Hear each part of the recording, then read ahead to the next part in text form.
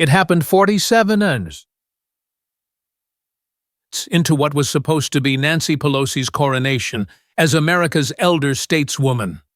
Her moment to rise above the chaos, to position herself as the wise grandmother of democracy, the adult in the room, the reasonable voice who'd spent decades fighting the good fight against corruption and authoritarianism and all those bad things that bad people do.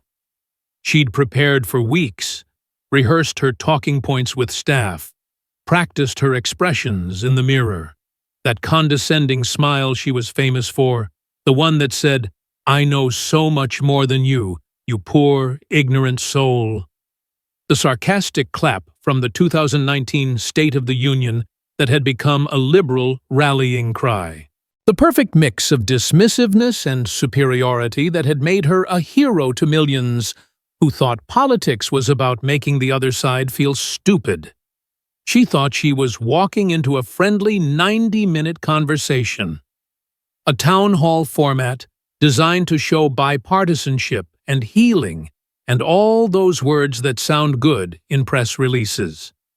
Her and Trump sitting across from each other in comfortable chairs, a neutral moderator asking softball questions, a carefully divided audience giving her chances to look reasonable, while he looked unreasonable. Easy. She'd been doing this for 40 years. She knew how to work a room, how to deliver a zinger while keeping that grandmother smile, how to make cutting remarks sound like wisdom. What she didn't know was that Donald Trump had spent the last 6 months quietly getting documents declassified. Stock trades, congressional testimony, meeting schedules, communications between her office and companies her husband invested in, property records, donor lists matched to legislative votes, every financial disclosure form she'd filed for 4 decades. All of it declassified, compiled, organized, ready to go. She thought she was the prosecutor, like she'd been during both impeachments, the one asking the hard questions, the one making the accusations, the one putting him on trial in front of America. She had no idea she was about to be exposed as exactly what she'd spent 40 years accusing others of being. Corrupt, self-serving, a career politician who'd gotten obscenely rich while pretending to fight for the little guy. Someone who lived in a mansion while her constituents lived in tents. Someone who made millions on stock trades while lecturing billionaires about greed. And Trump had the receipts. Not vague accusations, not political attacks. Actual documented evidence. Dates, dollar amounts, stock purchase records, profit margins, property values. Timeline after timeline showing suspicious coincidences that stopped being coincidental when you saw them all together. In his phone, on flash drives, in folders ready to display on the big screen behind them where 85 million Americans could see them. Because this wasn't a regular debate, this was a town hall. Live. No commercial breaks. 90 minutes straight. Cameras on both of them the entire time. Every facial expression visible. Every dodge obvious. Every stammered non-answer captured in high definition. Nowhere to hide. And at this moment, 47 minutes in, Trump was pulling out his phone to show a chart of Paul Pelosi's NVIDIA stock purchase. $5.2 million. Bought 3 weeks before major AI legislation that Nancy had championed. Legislation that sent NVIDIA's stock soaring. $5.2 million in profit on a single trade. The chart was on the big screen. Timeline crystal clear. Purchase date. Legislative announcement date. Stock price jump. Profit calculated. Behind them, the production team had put up a split screen. On one side, the NVIDIA chart. On the other side, that famous image from 2019, Nancy Pelosi at the State of the Union giving Trump her sarcastic clap. That smug, superior expression that had made her a meme. The juxtaposition was perfect. Her signature moment of smugness next to evidence that she and her husband had made millions on what looked an awful lot like insider trading. And Nancy Pelosi's face in real time was doing something faces don't usually do on television, going from confident to confused to pale to something approaching panic in about 3 seconds, because she realized in this frozen moment, with 85 million people watching, that she'd walked into a trap. That Trump hadn't been distracted when he kept checking his phone during the first part of the town hall.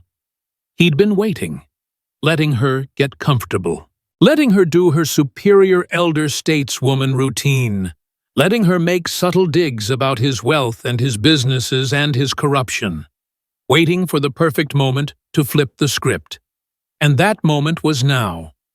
She just finished a little speech about how some people used their positions for personal gain, how some people enriched themselves while pretending to serve the public, how America needed leaders who actually cared about working families, not just their bank accounts.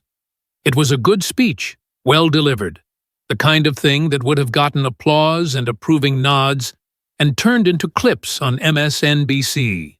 Except Trump had responded by pulling out his phone and showing everyone exactly how Nancy Pelosi and her husband had made $5.2 million in a single stock trade on legislation she'd influenced, and asking very simply, "Nancy, want to talk about personal gain?" But to understand how we got to this moment, to this frozen second where Nancy Pelosi's carefully crafted image started crumbling on live television, we need to rewind. Not far, just to the beginning, 90 minutes earlier, when she still thought this was going to be her victory lap. The State of Unity town hall had been scheduled for months. A joint project by the major networks designed to show that American democracy could still function. That leaders from both parties could have civil conversations, that healing was possible. Neither Trump nor Pelosi wanted to do it initially, but the pressure was enormous. Both parties pushing, media demanding, public supposedly craving it. Finally, both agreed with conditions. Live broadcast, neutral moderator, audience split exactly 50-50 Democrat and Republican, verified by independent polling. No debate rules, just conversation. 90 minutes, no commercial breaks. Both candidates could bring whatever materials they wanted. That last part should have been a red flag for Pelosi's team. But they were so confident in her ability to out-talk, outsmart, out-grandmother Trump that they didn't think about what he might bring. The set was designed to look friendly. 2 comfortable armchairs facing each other at a slight angle, a small table between them with water bottles. The moderator, a respected news anchor known for fairness, sat slightly off to the side. The audience in a semicircle around them, close enough to feel intimate, far enough to stay out of the way. It looked like a conversation in someone's living room, except the living room had cameras everywhere and 85 million people watching. 7:00 p.m. Eastern. The moderator, James Reed, opened the broadcast. "Good evening, America. Tonight, we're trying something different. No debate podiums, no strict time limits, no rapid-fire questions. Just a conversation between 2 people who've shaped American politics for decades and who, despite their profound differences, have agreed to sit down together and talk." He gestured to his left. President Donald Trump, 45th President of the United States, current president in his 2nd term. Trump nodded. He was dressed in his usual dark suit and red tie, but his demeanor was unusually calm, almost relaxed. He had his phone on the armrest beside him, a thin folder on the table. He looked like someone settling in for a friendly chat. Reed gestured right.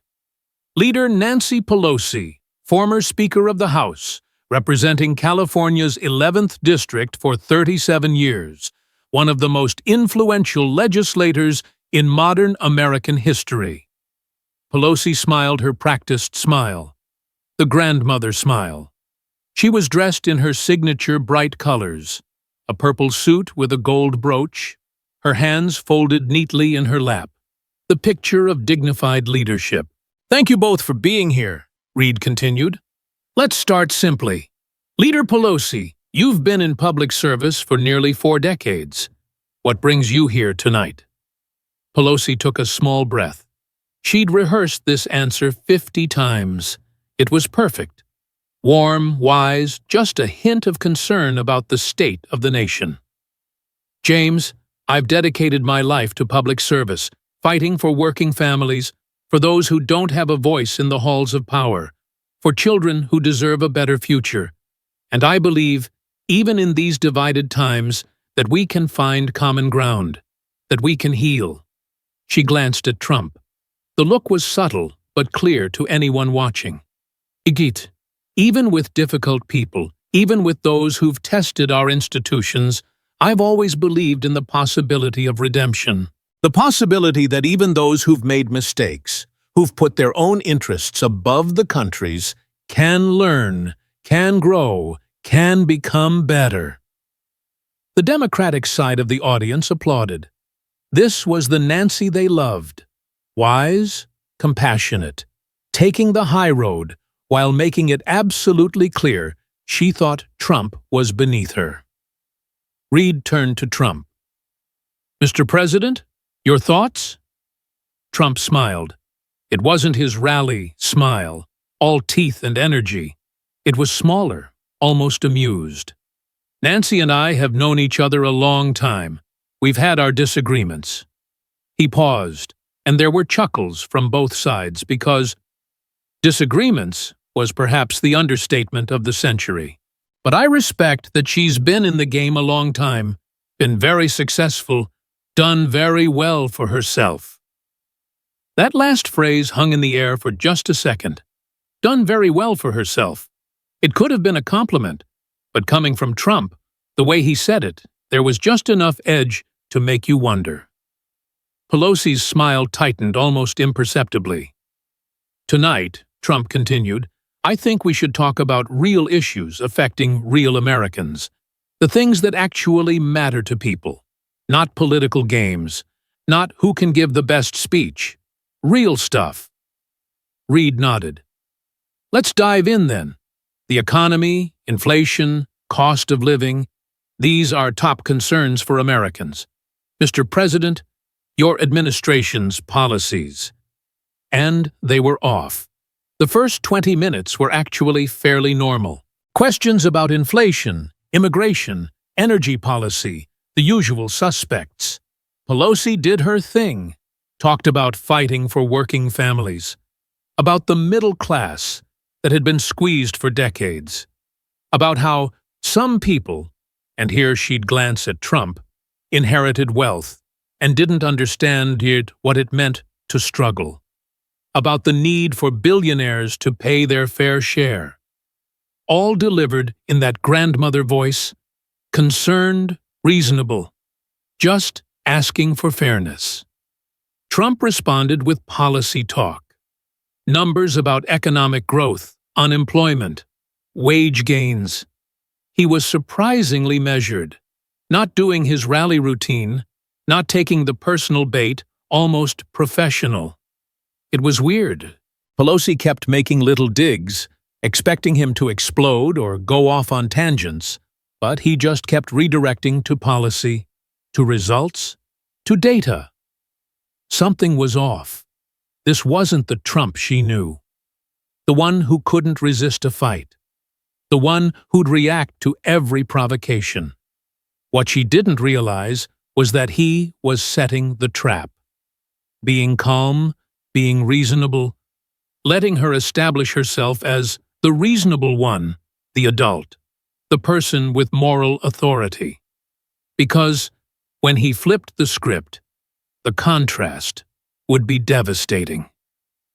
23 minutes in, the first crack appeared, An audience member stood up. A young woman, maybe late 20s. My question is for Leader Pelosi. I live in San Francisco. I moved there 5 years ago for a tech job. I love the city, but it's gotten so much worse. Homeless encampments everywhere. Open drug use. Human waste on the sidewalks. Car break-ins. My friends are all leaving. You've represented San Francisco for 37 years. Why hasn't it gotten better? Why has it gotten so much worse? The question was respectful, but pointed. And it hit at Pelosi's weakest spot. Her district. The city she'd represented for 4 decades. The city that had become a national symbol of progressive policy failure. Pelosi's smile didn't waver. She'd answered this question before many times. Well, dear, I appreciate your concern. These are complex systemic issues. Income inequality driven by billionaires who don't pay their fair share. Corporate greed pricing working families out of their homes. Republican obstruction at the state and federal level, preventing us from implementing real solutions. Housing policies that haven't kept up with population growth. The opioid crisis that pharmaceutical companies bear enormous responsibility for. She went on and on for almost 3 minutes, talking about root causes and systemic problems, and the need for comprehensive solutions and more federal funding. She blamed everyone: billionaires, corporations, Republicans, pharmaceutical companies, housing developers, everyone except the one person who'd actually been in charge of representing that district for 37 years. When she finally finished, there was polite applause from the Democratic side. But the young woman who asked the question was frowning. That wasn't really an answer. That was a list of excuses. Trump had been listening quietly, checking his phone occasionally. Now he looked up. Nancy, can I ask you something? She turned to him, surprised. He usually interrupted, not asked permission. Sure, Donald. You've been in Congress since when? 1987? 1987, yes. That's 37 years representing San Francisco. Same district, more or less, with some boundary changes. 37 years.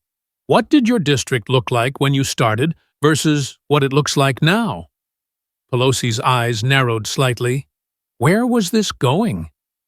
I think the question is overly simplistic. Humor me. I built buildings in cities my whole life. I know something about urban issues. What's changed in your district in 37 years? Donald, you wouldn't understand the complexities of urban governance. Try me. Trump pulled out his phone, tapped a few times. The big screen behind them lit up with video. This is your district, the Tenderloin. Today, this week. Shot by local news. The footage played. Homeless tents lining entire blocks. People openly injecting drugs on the sidewalk. Human feces visible on the concrete. Broken needles in the gutter. Boarded up businesses with "For lease" signs in the windows. People stepping over unconscious bodies on their way to work. It was devastating, raw, undeniable. This wasn't conservative media with an agenda. This was local San Francisco news footage from her own city, her own district. The audience watched in silence. Even the Democrats looked uncomfortable. Trump let it play for 30 seconds. Then he tapped his phone again. Now this is San Francisco in 1987, the year you took office. Different footage. Old film. Grainy, but clear enough. Golden Gate Park filled with families having picnics. Clean streets in the financial district. Fisherman's Wharf bustling with tourists. Small businesses thriving. Children playing in neighborhood parks. People walking freely without fear. The contrast was brutal. Trump let both videos sit on the split screen for a moment. Then he spoke. his voice conversational, almost curious. Homelessness in your district is up 400% since you took office. Drug overdose deaths up 800%. Business closures in the Tenderloin and surrounding areas up 60% just in the past decade. These are official city statistics, Nancy, from San Francisco's own reports. He paused. All in your district, the one you've represented for almost 40 years, while you've been fighting for the people. Pelosi opened her mouth to respond, but Trump wasn't done. And I'm not cherry-picking. Let me show you other cities for comparison. Austin, Texas, also grew massively. Also became a tech hub. Homelessness up 40%. Bad, but not 400. Nashville, Tennessee, growing city. New businesses. Homelessness up 32%. Portland's got problems too. But we're talking about your district, Nancy. Your responsibility. He put his phone down. San Francisco is special. Especially bad. And you've been in charge the whole time. So I'm just curious. What happened? What did you do for 37 years while your city fell apart? The room was silent, cameras tight on Pelosi's face. She was still smiling, but it looked frozen now. Forced. Donald, this is exactly what you always do. Oversimplify complex issues. Ignore the broader economic forces. The broader economic forces that hit Austin and Nashville but somehow hit San Francisco 10 times harder. Those forces. You're cherry-picking statistics to distract from your own record of corruption and… My corruption? Trump's eyebrows went up. That amused smile was back. Let's talk about corruption. Let's talk about how you got rich, Nancy. And just like that, the trap was sprung. The audience leaned forward. This was it. The moment everyone had been waiting for. The gloves coming off. Reed, the moderator, looked concerned. Mr. President, I think we should maintain a respectful… I'm being respectful. I'm asking a legitimate question. Nancy's been in Congress 37 years. 37 years. Her salaries never exceeded $223,000, even as Speaker. That's public record. Anyone can look it up. He paused. Yet her net worth is estimated at $200 million. Some estimates say $250 million. That's a lot of money for someone who's been on a government salary their whole life. I'm just curious how that happens. Pelosi had her rehearsed answer ready. She'd been asked this before by conservative media. She knew how to handle it. My husband Paul is a very successful businessman and investor. He's built his wealth over decades through smart investments and hard work. I'm very proud of him. Successful investor, Trump repeated, nodding. Yeah, he is very successful. Let's talk about that. He picked up his phone again, tapped. The screen behind them changed. What appeared was a chart, a timeline. On the left, dates and descriptions of stock purchases. On the right, dates and descriptions of legislative actions or government announcements. Lines connecting them. December 2020. Paul Pelosi buys $5 million in Tesla call options. January 2021. Biden administration announces major electric vehicle initiative and infrastructure bill with EV charging stations. Result? Tesla stock soars. Profit $3.2 million. The audience could read it. The timeline was clear. The connection obvious. Coincidence? Trump asked. His voice was mild. Just asking. Pelosi's smile was gone now. I don't discuss my husband's private investments. I have no involvement in his trading decisions. December 2021, Trump continued, pulling up another chart. Paul buys $4.5 million in Microsoft stock. January 2022, Pentagon Awards. Microsoft, a $22 billion contract for cloud services.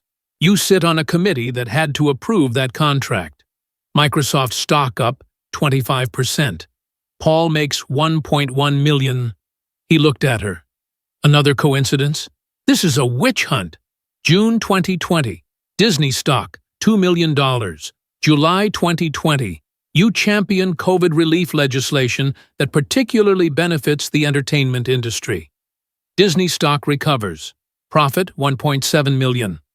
Another chart appeared. March 2021. Nvidia stock, $3.5 million. April 2021. You publicly champion artificial intelligence regulation in a way that favors certain companies, including Nvidia. Stock up 60%. Profit, $5.2 million. July 2021. Alphabet, Google's parent company, $6 million in stock. August 2021.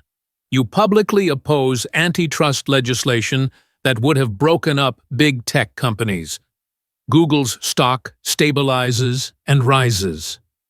Profit, $2.8 million. Trump put down his phone. On the screen behind them was a full chart, a comprehensive list of Paul Pelosi's major stock trades during Nancy's time in leadership. Next to each trade, the legislative action or government announcement that affected that stock and the profit. The bottom line was highlighted. Documented, timing-related profits from trades. During Nancy's leadership, $42 million. Nancy, Trump said, his voice still conversational, still just asking questions. In the private sector, we call this insider trading. Your husband has a really special talent. He buys stocks right before things you know about happen, things that move markets, and he does it over and over and over. His success rate on options trades is 76%. Do you know what Warren Buffett's success rate is? Pelosi said nothing. 68%. Warren Buffett, the best investor in the history of the world.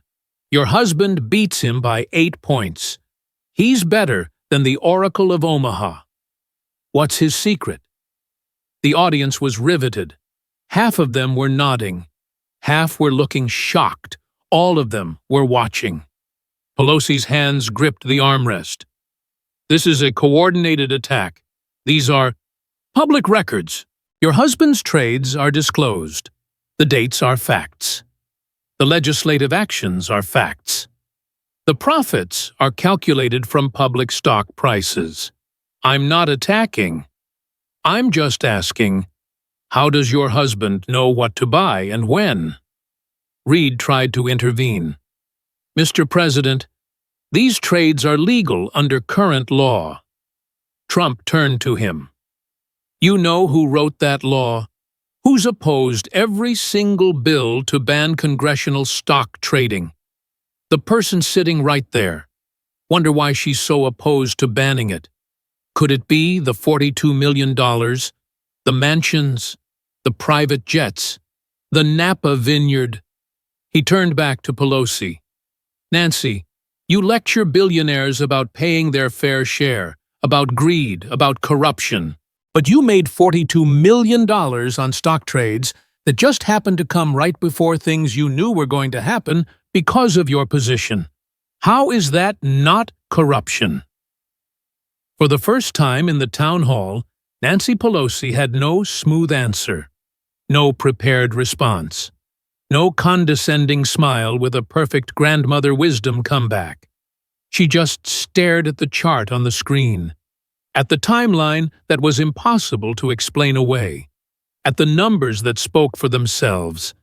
And Trump, sensing the moment, went in for more. Let me show you something else, Trump said, his tone almost gentle now, like he was sharing something with an old friend. You did an interview during COVID in your kitchen. Remember that? He didn't wait for her to answer. The screen changed. Now it showed a clip from 2020. Nancy Pelosi in her kitchen. A massive, gleaming, professional-grade kitchen that looked like it belonged in a five-star restaurant. She was showing off her refrigerator. Not a refrigerator, 2 refrigerators. Both Sub-Zero, both enormous, both stainless steel, both filled with designer ice cream. "I think we all deserve a treat," TV Nancy was saying, pulling out pints of Jenny's splendid ice creams, which cost $12 each. The camera had panned across the kitchen. Marble countertops that looked like they cost more than most people's cars. Professional-grade appliances.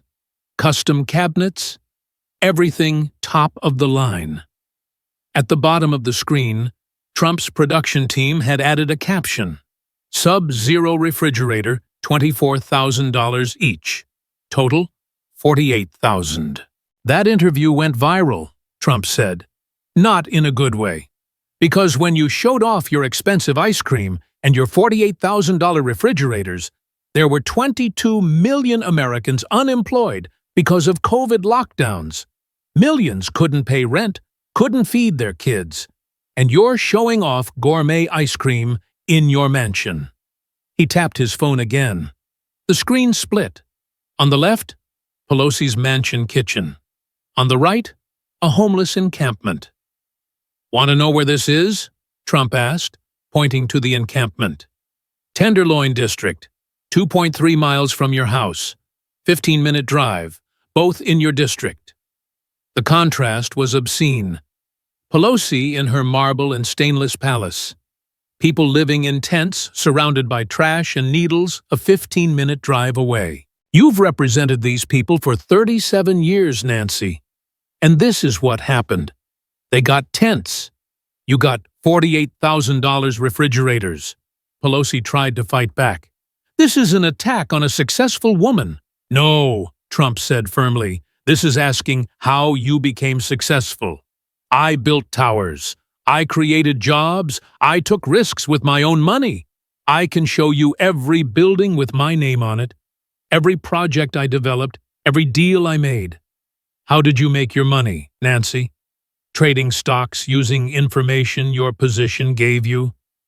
He wasn't yelling, wasn't being bombastic, just asking the question calmly, which made it worse. Somehow made it harder to dismiss as a political attack. "Let's talk about your vineyard," Trump continued. "Beautiful property in Napa. I've seen pictures. Gorgeous. $25 million valuation now. You bought it in 2008 for $3.5 million. Know what else happened in 2008? Pelosi said nothing. Trump pulled out actual documents this time. Property records. "You bought that vineyard the same year you championed legislation protecting the wine industry from certain federal taxes. The vote happened in July. You bought the vineyard in September. Very convenient timing." He showed another document. "And who sold it to you? A developer named Richard Benson. Know what Richard Benson was doing in San Francisco at the time? Trying to get approval for a massive development project. Needed zoning changes, needed permits. You voted for those zoning changes. Also very convenient. The vineyard's current value is $25 million. That's a 600% return in 15 years, all while you've been in Congress claiming to fight income inequality." He leaned forward. "Nancy, you lecture billionaires about paying their fair share. What's your fair share? How much tax did you pay on that vineyard appreciation? On your stock gains? On your husband's perfectly timed trades?" The moderator tried to regain control. "Perhaps we should move to another topic." But Pelosi made her fatal mistake. Instead of letting it go, instead of pivoting, she tried to attack back. "Let's talk about your corruption, Donald," she said, her voice sharp, now the grandmother act completely gone. "Let's talk about January 6th, the insurrection you incited, the attack on the Capitol, the people who died because of your lies." And Trump smiled. Because she'd just walked into the biggest trap of all. "Oh, good," Trump said, sitting up straighter. "Let's talk about January 6th. I'm glad you brought that up." He pulled out his phone again. This time, what appeared on screen were official Department of Defense documents. declassified, stamped with official seals. January 3rd, 2021, 3 days before January 6th. The Department of Defense sends a memo to your office. To you, Nancy, as Speaker of the House. Want to know what it said? He read from the document on screen. Quote, "At the direction of the President, the Department of Defense is prepared to deploy up to 10,000 National Guard troops to the Capitol complex to ensure security for the January 6th electoral certification. Please advise if this deployment is requested." End quote. He looked at her. Your office's response, January 4th, quote, "Deployment not necessary at this time, concerned about optics of military presence." End quote. I offered you 10,000 troops, Nancy. You said no. The Capitol gets breached, and you blame me? Pelosi was shaking her head. That's taken completely out of context. What context? I offered military protection. You rejected it because of optics. Then, when the security you were responsible for failed, you blamed me and launched a committee to investigate me. More documents appeared on screen. Speaking of that committee, the January 6th committee.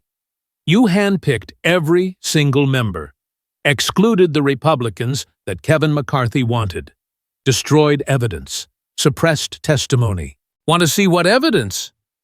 New documents. These were marked declassified in red stamps. Video footage showing Capitol police officers removing barriers and waving protesters toward the building. Your committee deleted those videos, didn't include them in your report. Phone records showing coordination between your staff and certain media outlets, before the committee even started.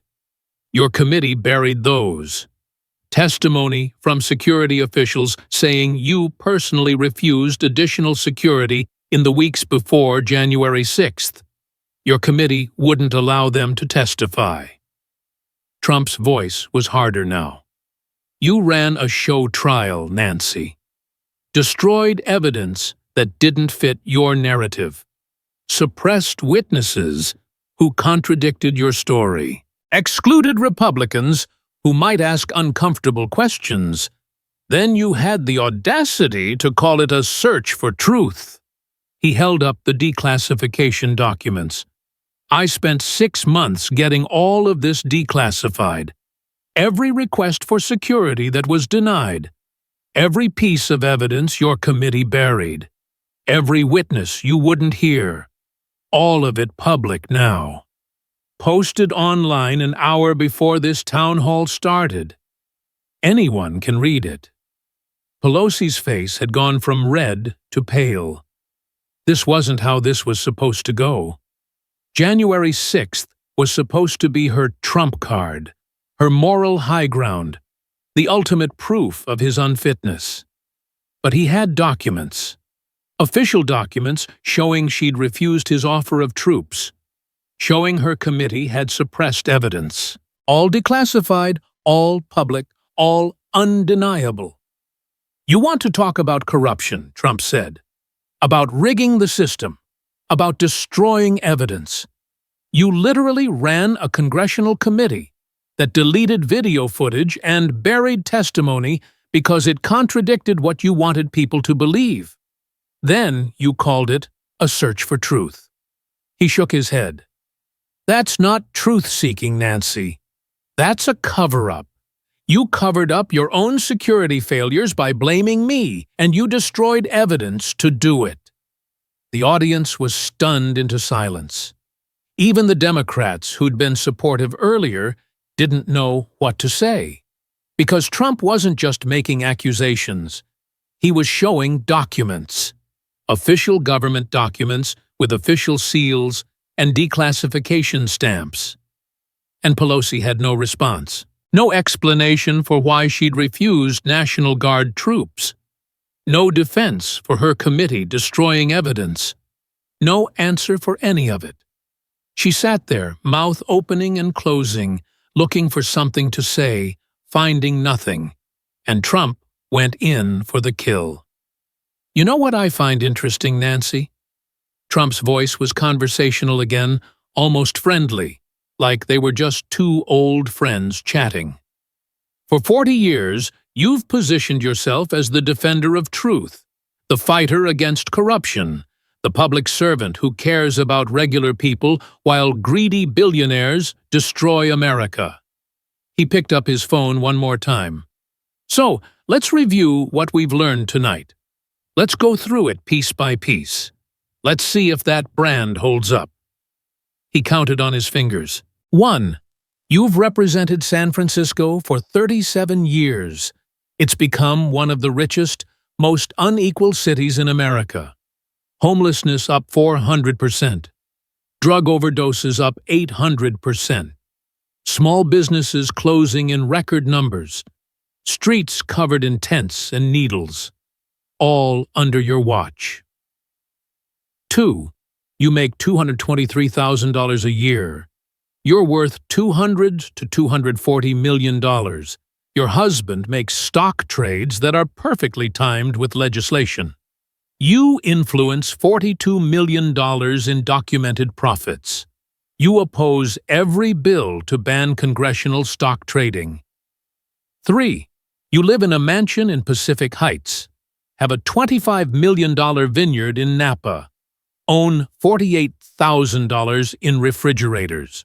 Showed off expensive ice cream while millions of Americans were unemployed and starving during COVID. 4. You refused National Guard security for January 6th, then blamed me for the breach. You ran a committee that destroyed evidence and suppressed witnesses. You excluded Republicans who might ask questions you didn't like, then called it a search for truth. Trump set down his phone and looked directly at her. Everything you've accused me of, corruption, self-dealing, rigging the system, destroying evidence, caring more about power than people, you've actually done, provably, documentedly, with receipts. He smiled, not a mean smile, almost a sad one. What's the word for that, when you accuse others of exactly what you're guilty of? I learned it somewhere. Starts with a P. Starts with, oh, right, projection. The audience reaction was instantaneous. Gasps, murmurs, even some of the Democrats were nodding.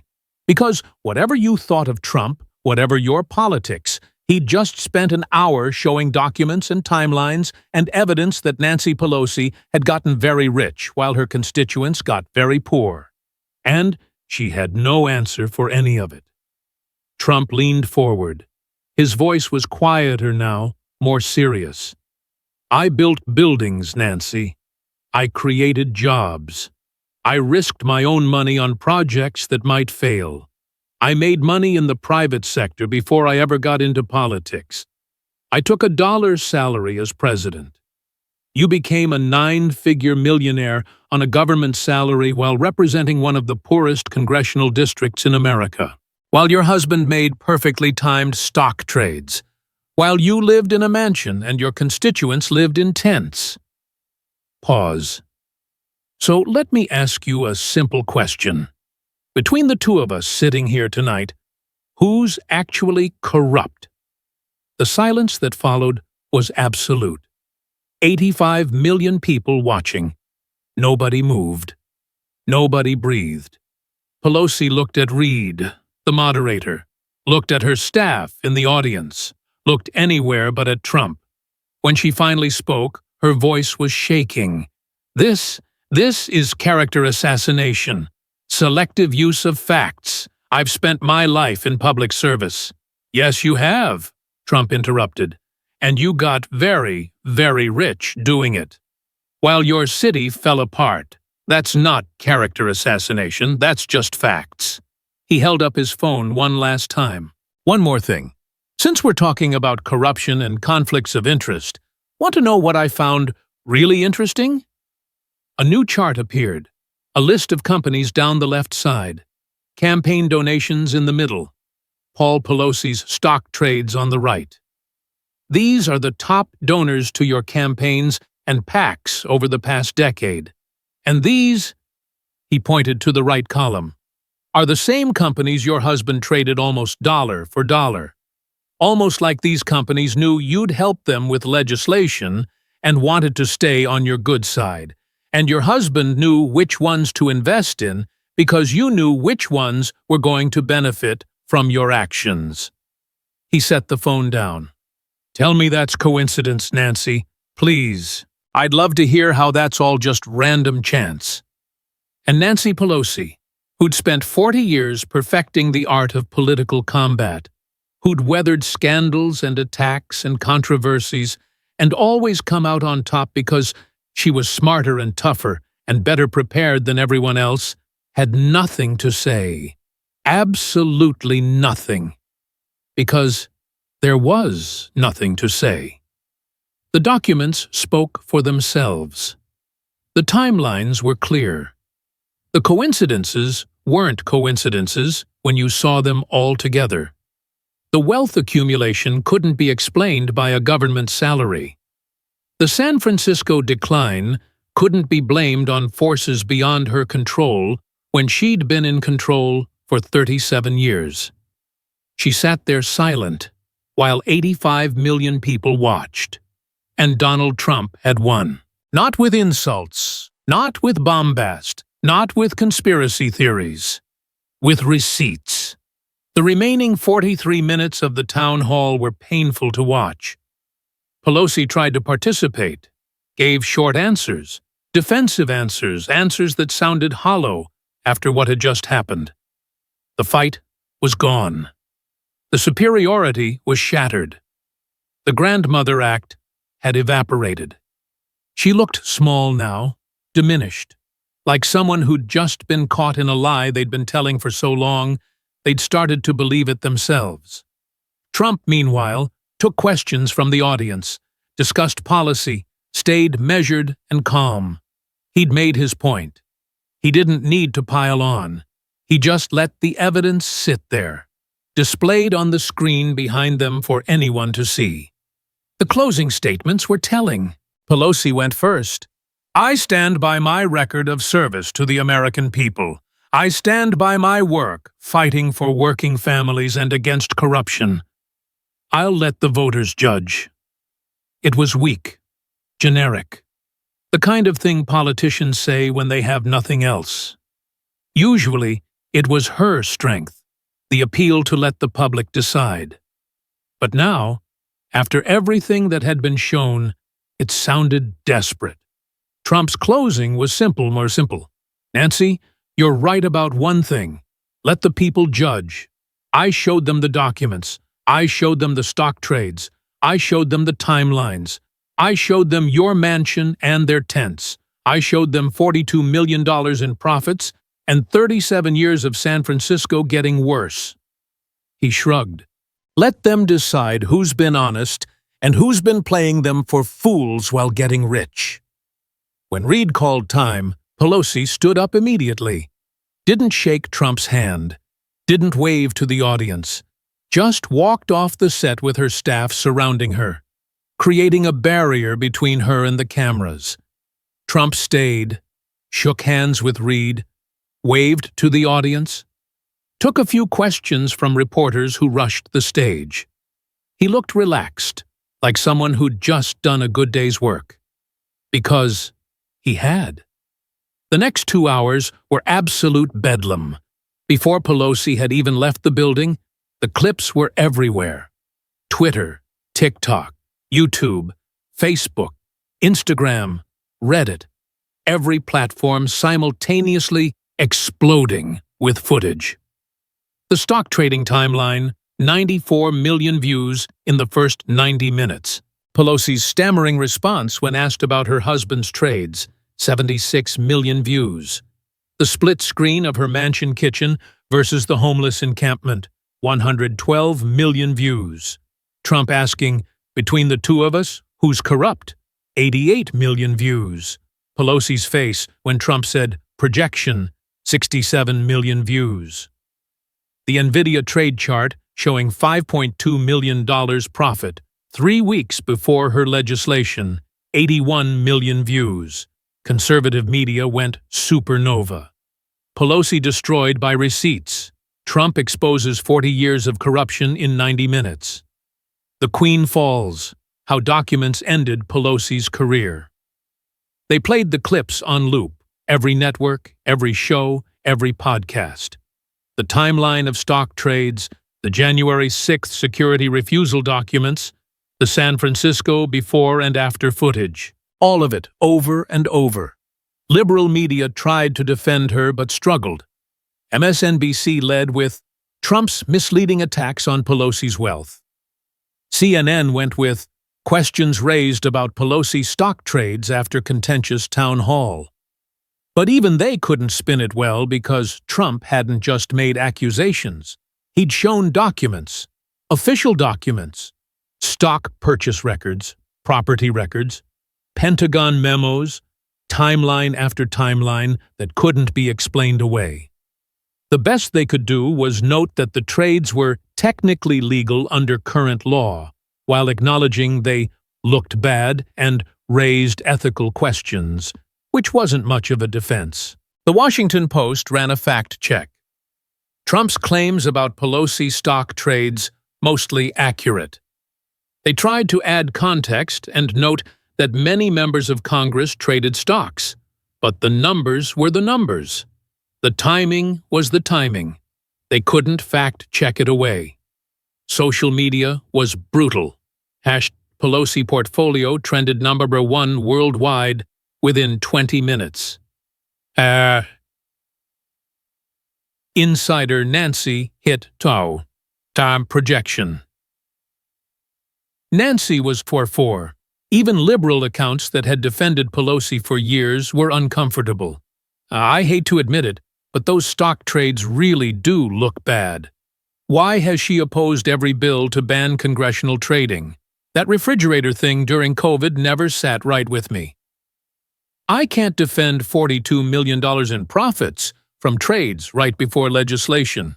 Her district is a disaster. She's been there 37 years. What's the excuse? The young woman who'd asked about San Francisco went viral herself. Her question, Pelosi's non-answer, Trump's follow-up with the videos. People called her a hero for asking what nobody else would. By midnight, every major newspaper had the story on their front page. Pelosi faces scrutiny over stock trades after town hall. Questions mount over Pelosi wealth accumulation. San Francisco's decline under Pelosi spotlighted. And Nancy Pelosi, who'd gone into the town hall thinking she'd look like the wise elder stateswoman, was trending for corruption. The next week was a political earthquake. Ethics complaints were filed. 15 separate complaints to the House Ethics Committee about Pelosi's stock trading patterns, all citing the timelines Trump had shown, all demanding investigation. Citizens for Responsibility and Ethics in Washington, a liberal watchdog group, filed FOIA requests for all communications between Pelosi's office and companies her husband had traded.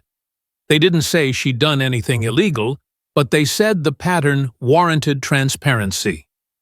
In San Francisco, a grassroots movement emerged to recall city supervisors who'd supported Pelosi's policies. "She got rich while we got tense," became their slogan. It was plastered on posters throughout the Tenderloin. Within 10 days, a bill to ban congressional stock trading had 280 co-sponsors, Democrats and Republicans.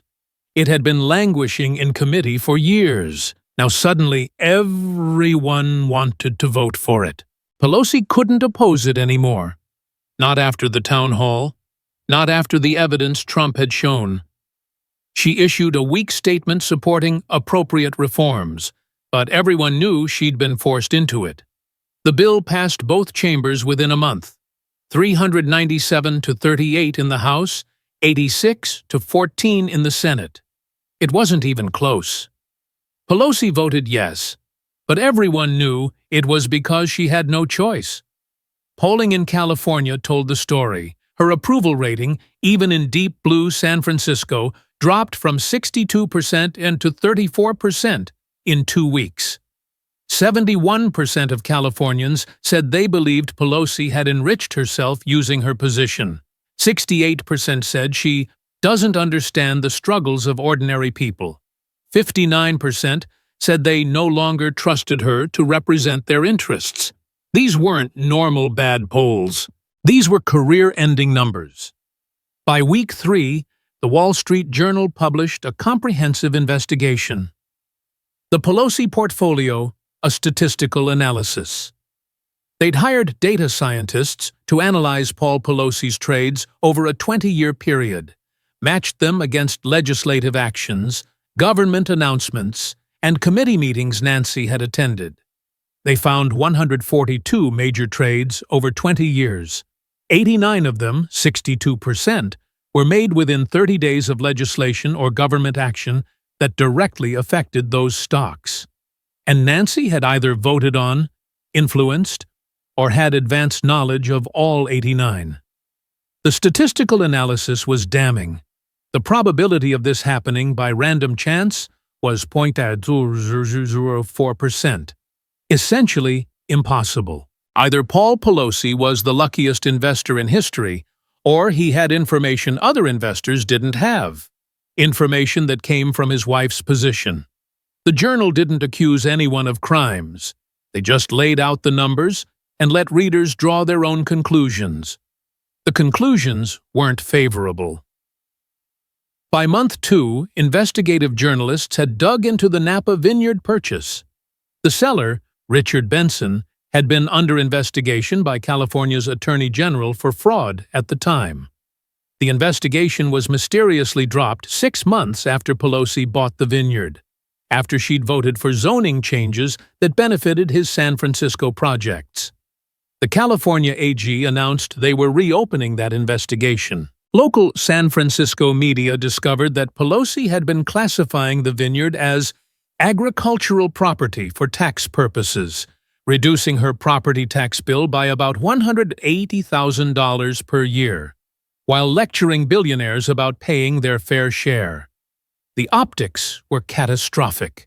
HBO announced a documentary, The Pelosi Portfolio: How Congress Gets Rich. It would premiere in 3 months. Pelosi's team tried to block it, threatened legal action. HBO released a statement.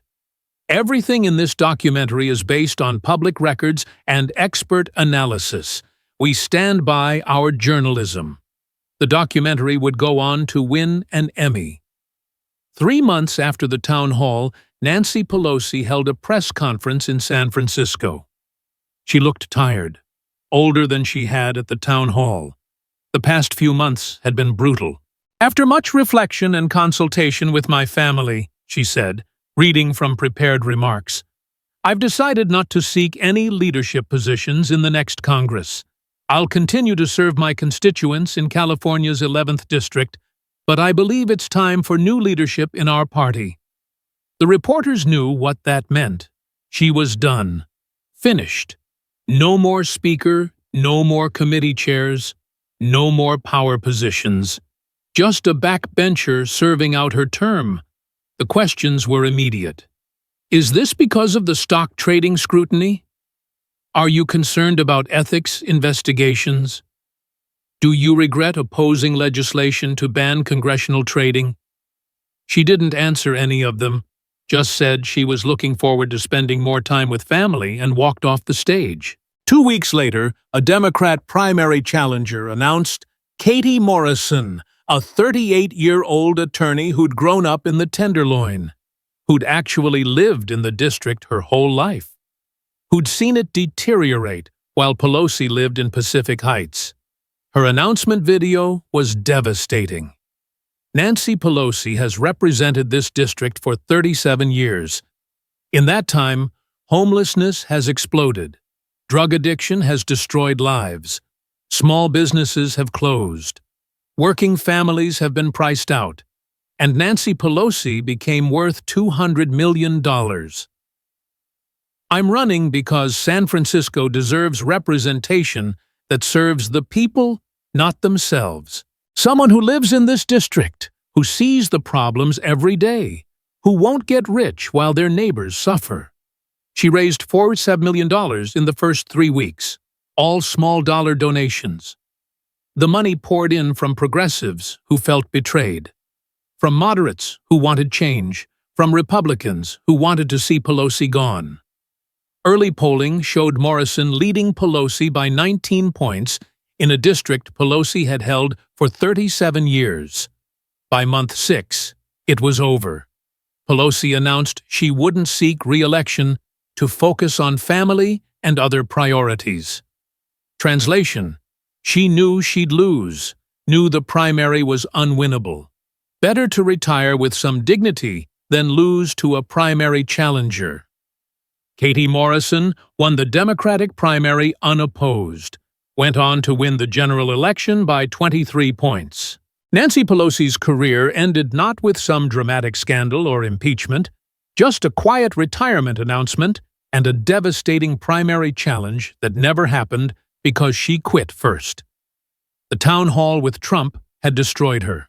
Not immediately, not dramatically, but completely, systematically, with documents and timelines and evidence that couldn't be explained away, or spun or ignored.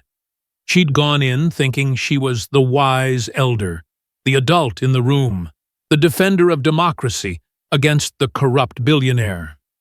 She'd left exposed as everything she'd accused him of being, and she never recovered. 1 year after the town hall, Donald Trump gave an interview at Mar-a-Lago. The journalist asked about that night. "Did you plan to destroy her career?" Trump smiled. That same amused smile from the town hall. "I didn't destroy anything. I just showed people the receipts. She destroyed her own career by being corrupt for 40 years and thinking nobody would notice." "How long did you prepare?" 6 months. Had a whole team going through public records, stock trades, property purchases, legislative votes, matching everything up. It was all public information. Anyone could have done it, but nobody did because media protected her. The stock trading evidence, that was all real? Every single trade, every date, every profit, all public record. Paul Pelosi files disclosure forms. You can look them up. We just organized it, showed the pattern, let people see what was obvious once you laid it all out. Did you feel bad? She's an elderly woman. Trump actually laughed. Elderly woman? She spent 40 years calling me a fascist, a criminal, a threat to democracy. She impeached me twice, ran a committee that destroyed evidence to make me look bad, all while making $42 million on insider trades. No, I didn't feel bad. I felt like I was doing America a favor. What should people learn from that night? That when someone spends decades accusing others of corruption while getting mysteriously rich, check their bank account. Nancy Pelosi made $200 million on a government salary. Her husband's stock picks were better than Warren Buffett's. Her district became a disaster while she lived in a mansion. And for 40 years, nobody asked hard questions because she said the right things about fighting corruption. Well, someone finally asked, and she had no answers. That's all that happened. Questions with receipts. He looked directly at the camera.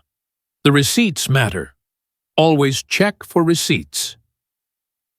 The town hall became a cultural moment, not just political.